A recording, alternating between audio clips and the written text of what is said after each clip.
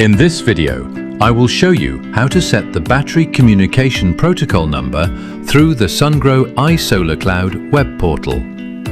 This can be useful if the wrong communication protocol number was accidentally configured locally.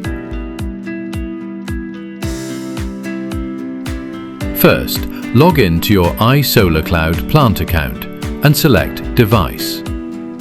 Next, select the MGRL Inverter. Then, click Settings and select Advanced Settings.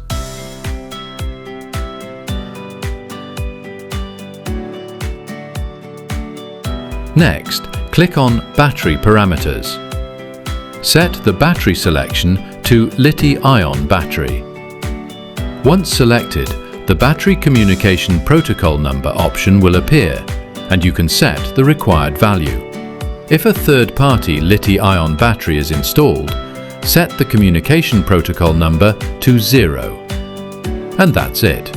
I hope you found this short video helpful.